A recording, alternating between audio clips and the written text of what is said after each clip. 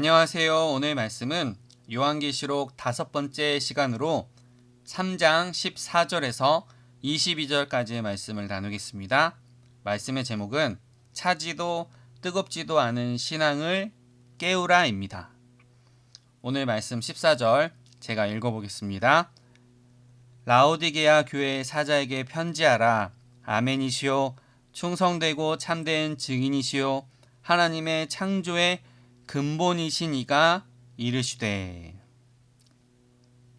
이 짧은 말씀 안에도 많은 의미가 담겨 있습니다. 먼저 아멘은 진실로 확실히 그렇게 될지어다 라는 뜻입니다. 그리고 증인이라고 하는 단어는 신실하다와 진짜의 합성어입니다. 그런데 라오디게아는 금융과 상업의 중심지였습니다. 그래서 계약과 보증이 중요합니다. 그러나 인간의 약속은 깨어지기가 쉽습니다. 어디에선가는 신용을 통해 많은 이익을 얻을 수 있지만 반대로 막대한 손실도 있을 가능성이 있습니다. 그러나 삼위일체 하나님은 언제나 진실하시며 참이시라는 것을 이 말씀을 통해 밝혀두고 있습니다. 그리고 예수님은 하나님의 창조의 근본, 즉 창조의 원인과 통치자라는 뜻입니다. 그러므로 예수님은 하나님과 함께 이 세상을 창조하셨고 또한 세상을 다스리십니다. 그리고 이러한 말씀들은 핍박과 환난, 그리고 거짓된 속임수로 인해서 여러 가지 곤란을 겪고 있는 성도들을 위로하고 무너진 세속의 질서를 교회 안에서부터 다시 세우는 선언입니다. 이어지는 15에서 16절 말씀 제가 읽어보겠습니다. 내가 내 행위를 아노니 내가 차지도 아니하고 뜨겁지도 아니하도다. 내가 차든지 뜨겁든지 하기를 원하노라. 내가 이같이 미지근하여 뜨겁지도 아니하고 차지도 아니하니 내 입에서 너를 토하여 버리리라. 이 말씀을 이해하기 위해서는 약간의 배경 지식이 필요합니다. 첫째, 뜨거운 물이란 북쪽에서 위치한 히에라볼리에서 내려오는 온천수입니다. 이 물은 사람을 치료하는 기능이 있습니다. 둘째, 차가운 물이란 동쪽에 위치한 골로새에서 내려오는 물로서 여행자들의 갈증을 씻어주는 귀한 생수였습니다. 이 두 가지 물이 라오디게아에서 합해지게 될 때 정말로 뜨겁지도 차갑지도 않은 미지근한 물이 되었고, 특히 이 지역에 석회질 성분이 많아서 물맛이 비리고 역겨워서 구토를 유발하게 되었습니다. 그래서 이 말씀을 해석하면 하나님의 마음을 시원케 해드리지도 못하고 사람을 회복시키지도 못하는 그런 라오디게아 교회가 되었다는 것입니다. 즉 예배에 대한 열정도 없고 전도나 선교의 능력도 상실했다는 것입니다. 즉 맛을 잃어버린 소금이 되었다는 뜻이고, 이것은 누구에게나 발에 밟힐 만큼 무시받게 되었다는 것을 말해주고 있습니다. 이어지는 17절 말씀 제가 읽어보겠습니다. 내가 말하기를 나는 부자라. 부요하여 부족한 것이 없다 하나 내 곤고한 것과 가련한 것과 가난한 것과 눈먼 것과 벌거벗은 것을 알지 못하는도다. 이 말씀을 해석할 때 중요한 배경 지식이 있습니다. 주 70년경 대지진 발생 시에 소아시아의 여러 도시가 파괴되었습니다. 이때 로마의 네로 황제는 막대한 재정 지원을 제안을 했습니다. 그러나 라오디게아 시민들은 우리 능력으로 도시를 재건할 수 있다라고 황제의 호의를 거절합니다.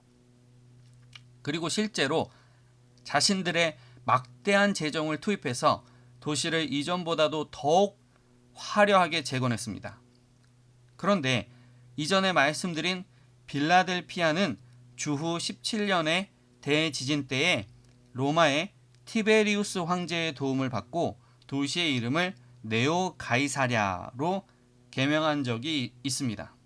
그러니까 라오디게아의 귀족들과 시민들이 갖는 우월감, 특권의식이 매우 높았다고 볼 수 있습니다. 그래서 뒤에 언급된 가난, 눈먼 것, 벌거벗은 이라는 뜻은 영적으로 파산하고 분별력을 잃고 수치를 당했다는 뜻입니다. 이어지는 18에서 19절 말씀 제가 읽어보겠습니다. 내가 너를 권하노니 내게서 불로 연단한 금을 사서 부요하게 하고 흰 옷을 사서 입어 벌거벗은 수치를 보이지 않게 하고 안약을 사서 눈에 발라 보게 하라. 무릇 내가 사랑하는 자를 책망하여 징계하노니 그러므로 내가 열심을 내라. 회개하라. 아멘. 몇 가지 살펴볼 중요한 단어가 있습니다.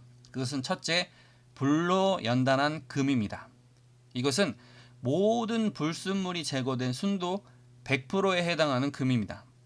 그러나 금융과 상업의 중심지에서는 언제나 순도가 낮은, 즉 도금된 금이 주화가 있었습니다. 즉 거래를 많이 하면 할수록 자산이 줄어들 가능성이 높다는 것입니다. 그러나 모든 거짓이 제거된 순도 높은 금은 모든 사람이 인정하는 그런 가치가 있는 것입니다. 그래서 이 말씀은 하나님께서 인정할 정도로 진실된 몸과 마음을 갖추라 라는 의미로 해석할 수가 있습니다. 그리고 둘째, 흰 옷을 사서 입으라 라는 말씀은 그 당시 라오디게아의 특산품인 윤기나는 검은 양털옷과는 매우 대조적입니다. 즉 하나님 앞에서는 사치품이 없고 겸손하고 청빈한 삶이 흰옷이라는 것을 알 수가 있습니다. 그리고 셋째, 안약을 사서 눈에 발라 보게 하라 라는 말씀은 그 당시 라오디게아에는 부르기아 가루라고 하는 그런 안약이 전 세계로 수출되고 있었습니다. 그러나 이 말씀은 너희들이 육신의 일에는 매우 밝으나 영의 일, 즉 전도와 선교에는 관심이 없다고 말씀하고 있는 것입니다. 그리고 19절에 내가 사랑하는 자를 책망하여 징계하노니 라고 말씀하고 있습니다. 이와 관련해서 몇 가지 이야기를 들려드리겠습니다. C.S. 루이스의 소설 나니아의 연대기에는 유스터스라는 소년이 등장합니다. 욕심쟁이였던 그는 저주를 받아 흉측한 용으로 변해버립니다. 그는 다시 사람이 되고 싶어서 자신의 비늘을 발톱으로 벅벅 긁어냅니다. 껍질이 벗겨지지만은 그 밑에는 또 다른 비늘이 돋아나고 그것이 반복될 뿐이었습니다. 자기의 힘으로는 용의 껍질을 벗을 수가 없었습니다. 그때 예수님을 상징하는 사자 아슬란이 다가와 말합니다. 내가 너를 벗겨주마. 이때 아슬란이 날카로운 발톱으로 유스터스의 가슴을 깊이 찌르고 가죽을 찢어낼 때 유스터스는 뼈가 드러나는 것 같은 극심한 고통을 느낍니다.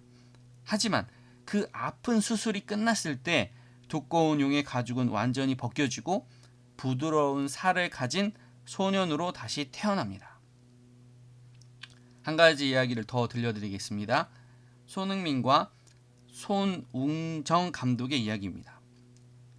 손흥민 선수의 초등학교 시절 아버지는 아들에게 공을 땅에 떨어뜨리지 않고 계속 차올리는 리프팅 훈련을 시켰습니다. 놀랍게도 그 시간이 4시간이었습니다. 운동장 바닥이 평평하지 않아서 공이 튀면 다시 처음부터 시작해야 했습니다. 어린 손흥민이 3시간이 넘어가자 눈앞이 핑 돌고 땅이 울렁거려 보이고 탈진 상태가 되어갑니다. 다리 후들거리고 눈에서는 눈물이 나고 그때 아버지는 호랑이 같은 눈으로 공 떨어뜨리지 마! 집중해! 라고 불호령을 내립니다. 주변에서 이 모습을 본 사람들이 수군거립니다. 아버지 맞나? 어떻게 어린애를 저렇게 잡을 수가 있어? 하고 신고를 하려는 사람도 있었다고 합니다. 그러나 훗날 손웅정 감독은 인터뷰에서 이렇게 말합니다. 내 자식이니까 그렇게 하는 겁니다. 남의 자식이면 그렇게 못합니다. 싫은 소리 안 하고 힘들면 쉬라고 하고 적당히 재미있게 공차게 놔뒀을 겁니다. 하지만 얘는 내 아들이고 진짜 선수가 되어야 하니까 눈물을 머금고 혹독하게 시킨 겁니다. 그렇습니다. 저도 자녀를 기를 때 참 잔소리가 많습니다. 그런데 생각해보면 다른 집 자녀에게 그렇게까지 할 수가 없어요. 이 아이들이 자라나서 교회와 나라에 좋은 제목들이 되어야 하기 때문에 못하면 혼내고 잘하면 상도 주고 하는 것입니다. 특히 저의 첫째 딸 소희가 저를 닮아가지고 생각하고 이렇게 사색에 잠기는 것을 좋아합니다. 이것이 묵상을 늘 해야 하고 설교를 늘 해야 하는 목사에게는 좋지만 이제 막 자라나는 10대나 20대나 선생님의 말씀을 집중해서 들어야 할 때는 좋지 못하죠. 그래서 많이 혼을 냈습니다. 다른 사람이 이야기할 때 귀를 열고 듣지 않으면 모든 면에서 뒤처진다. 잘 듣는 것이 지혜다. 라고 수차례 이야기를 했습니다. 그런데 올해 말에 학교 담임 선생님에게 연락이 왔습니다. 소희가 학기 초반과 비교해서 선생님 말씀을 잘 듣고 발표도 잘하고 있고 학업 성취도가 높아졌다는 것입니다. 그래서 기뻤습니다. 아빠로서 잔소리 할 때는 애 앞에서 이렇게 해야 하나 싶지만 좋은 결과로 돌아오니까 참으로 기쁩니다. 우리가 모든 사람이 공부를 다 잘할 필요는 없습니다. 각자의 길로 가야겠죠. 저는 그 길을 모르니까 일단 공부를 시키고 있지만 어쨌든 하나님께서는 우리가 이렇게 좋아지기를 기다리고 계십니다. 그분은 우리의 아버지이시며 참된 보호자이십니다. 우리는 나이를 먹어도 여전히 예수님 앞에서 어린아이 같으며 우리가 눈을 감는 그날까지 하나님의 지도하심과 인도하심이 필요합니다. 이어지는 20절 말씀을 제가 읽어보겠습니다.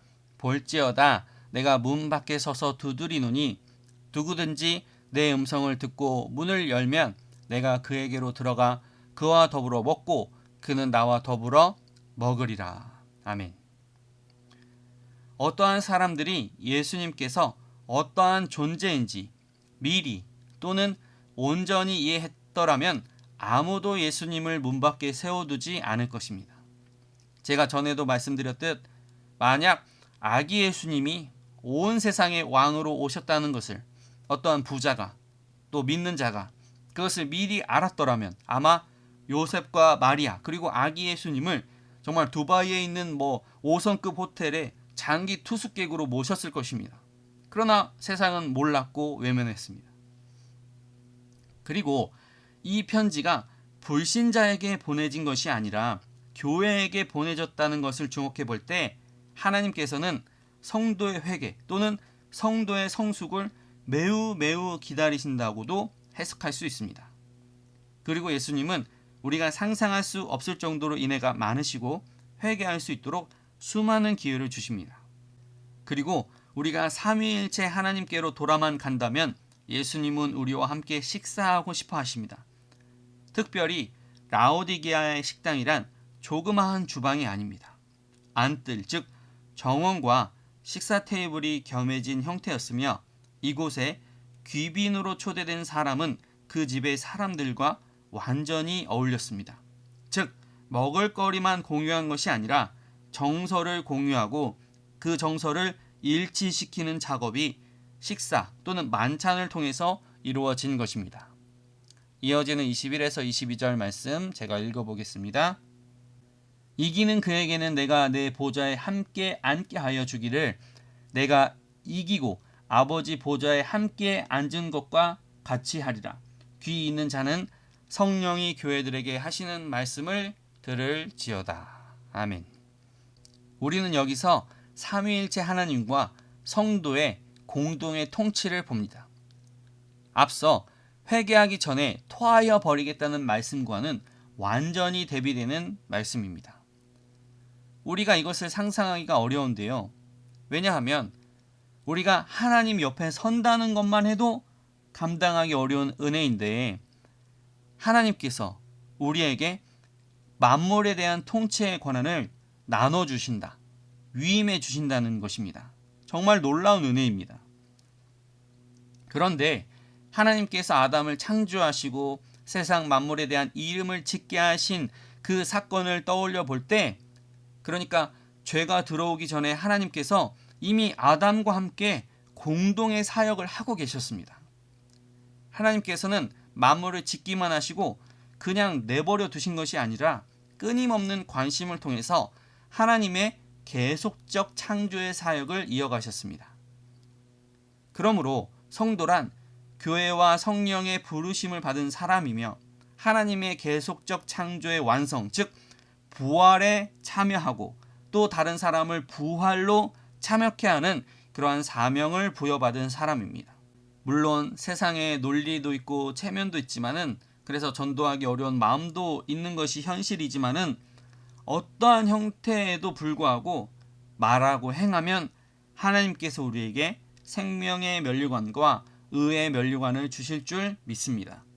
그리고 귀 있는 자, 즉 들을 마음이 있는 자, 특히 듣고 고칠 마음이 있는 자를 예수님께서 간절히 기다리신다는 것을 알 수 있습니다.